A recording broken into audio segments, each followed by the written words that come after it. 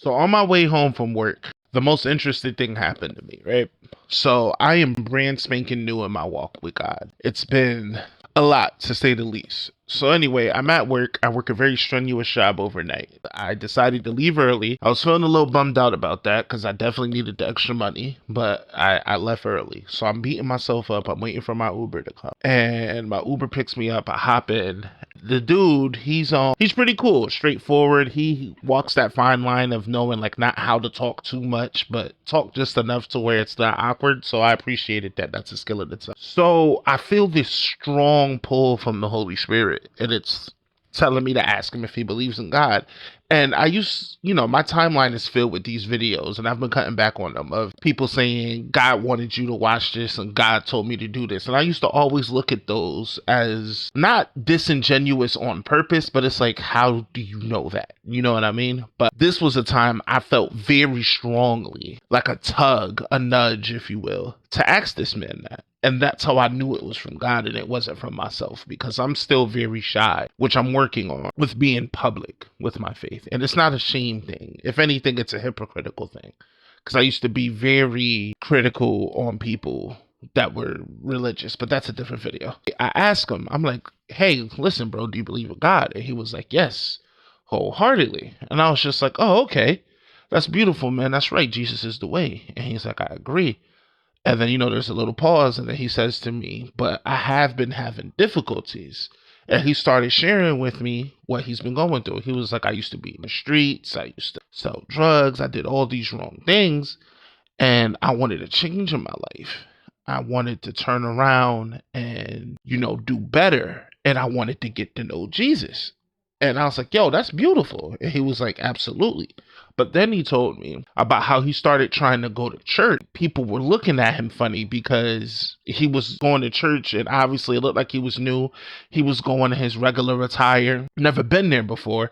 And in his mind, he's thinking he's going to be welcome. The opposite happened with him. He told me how he was judged, condemned, and just looked at not as opening and welcoming as he was to believe that he would be received. And it's funny because how quickly do we forget how we all met Jesus and had an encounter with Jesus? How quickly do we act like the Pharisees once we've been in his presence for a while?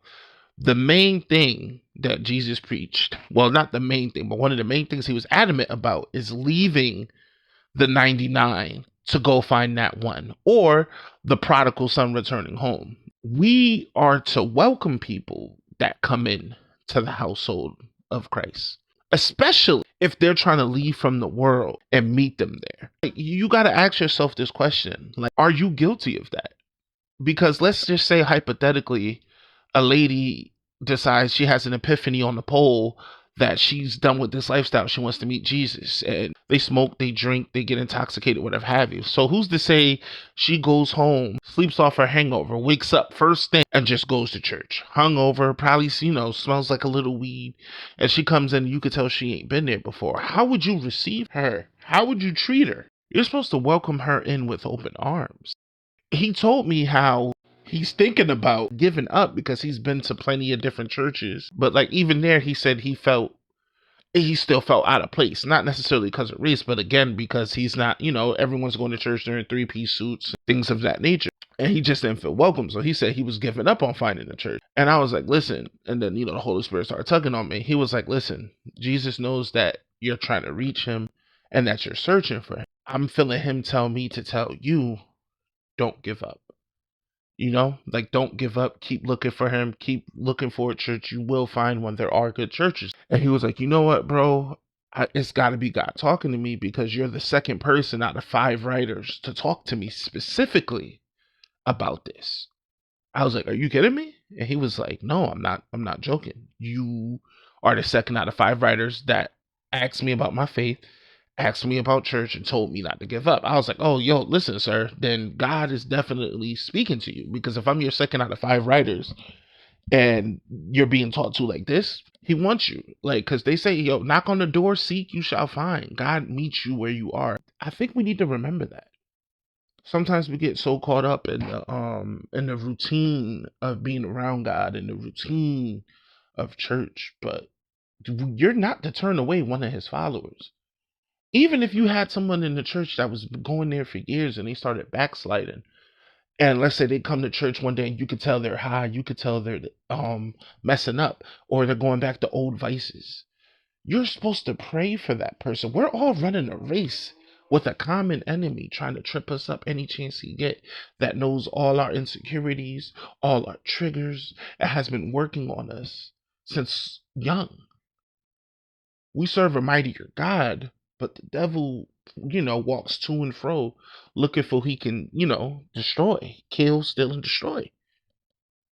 But it's extra crucial when you have people that are searching for something more than the world has to offer. Those first initial encounters are crucial. And I don't think you understand the power that you have to either embrace that person or turn them away from God. And God doesn't take lightly to people that turn him away. Not or them, whoever. I'm using the guy that I was in the car with as an example, but just in general, in the Bible it states that you're better off tying a cinder block around your neck and jumping into the ocean than causing one of his followers to sin. Now, just imagine that for someone who's on the verge of trying to meet him, but then you're the reason they decide to go the other way. They say the knowledge, beginning of knowledge is fear of the Lord, and not fear out of fear, but fear of, out of understanding. Same way you probably had a strict parent or a strict teacher, and you knew they didn't play, so you had to be on their P's and Q's.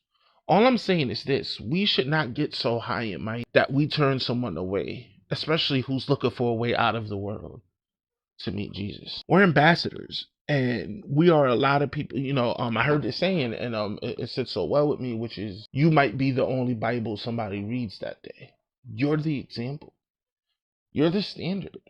And how you treat people like that are looking to meet Jesus says a lot. Because even in the Bible, Jesus didn't meet no one that was in the middle of their sin like that. We go back to one of my favorite stories where he who cast the first, he who without sin cast the first stone when they were trying to get that lady killed.